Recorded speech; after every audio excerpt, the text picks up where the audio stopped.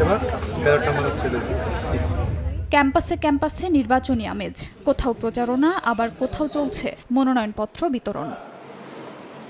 3বারের মতো সময়সীমা বাড়ানোর পর রাজশাহী বিশ্ববিদ্যালয় কেন্দ্রীয় ছাত্র সংসদ, রাকসু, হল সংসদ ও সিনেট ছাত্র প্রতিনিধি নির্বাচনের মনোনয়নপত্র বিতরণ কার্যক্রম শেষ হবে বিকেল 5টায়। কেন্দ্রীয় সংসদ ও সিনেট ছাত্র প্রতিনিধি পদে এ পর্যন্ত 400-র বেশি মনোনয়নপত্র তুলেছেন প্রার্থীরা। এছাড়া নির্বাচন উপলক্ষে নবীন প্রার্থীরা ডোপ টেস্টের নমুনা বিশ্ববিদ্যালয় চিকিৎসা কেন্দ্রে জমা দেন। নির্বাচন কমিশন জানায়, নবীন শিক্ষার্থীদের ভোটার তালিকা আবাসিক হলগুলোতে পাঠানো হয়েছে। প্রথমে যে তফসিল ঘোষণা করা হয়েছিল সেটাতে আমাদেরকে অন্তর্ভুক্ত করা হয়নি, কিন্তু পরবর্তীতে আমাদেরকে অন্তর্ভুক্ত করা হয়েছে এবং ভোটার হতে পেরে আমি খুব আনন্দিত। আমাদের যেটা অধিকার সেটা আমরা পাচ্ছি, আমরা ভোট দিতে পারতেছি এবং নির্বাচনও করতে পারতেছি। শিক্ষার্থীদের জন্য মাত্র 15 দিনে ক্যাম্পাসে ভোটের সুযোগ করে দেয়া, পাশাপাশি প্রার্থী হওয়ার সুযোগ করে দেয়া একটি অনবদ্য সিদ্ধান্ত। আগামীকাল থেকে মনোনয়নপত্র দাখিলের কাজ শুরু হবে। এখন তফসিল অনুযায়ী আমাদের বাকি যে কাজগুলো আছে, আমাদের ইন্টারনাল কিছু প্রস্তুতির বিষয় আছে, সেই কাজগুলো এখন ধারাবাহিকভাবে চলতে থাকবে।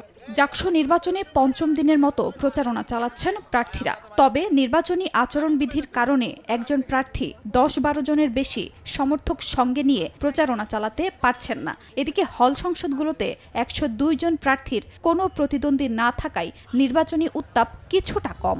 যার মন মানসিকতা ভালো, ক্যাম্পাসের উন্নয়ন চায়, শিক্ষার্থীদের উন্নয়ন চায়, এমন প্রার্থী যেন নির্বাচিত হয়, আমরা সেটাই আশা করছি। জাকসু নির্বাচনের অংশীদারিত্ব হতে পারে অনেক বেশি এক্সাইটেড।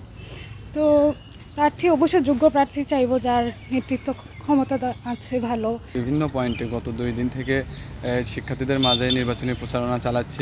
এদিকে চাকসু নির্বাচনের খসড়া ভোটার তালিকা প্রকাশ করা হয় 1 সেপ্টেম্বর। ভোটার তালিকায় বিভিন্ন অসঙ্গতি নিয়ে সামাজিক যোগাযোগ মাধ্যমে শুরু হয় আলোচনা সমালোচনা। পরে চাকসু নির্বাচন কমিশনার ডক্টর মনিরুদ্দিন জানান, ভোটার তালিকা সংশোধন করে 11 সেপ্টেম্বর চূড়ান্ত ভোটার তালিকা প্রকাশ করা হবে।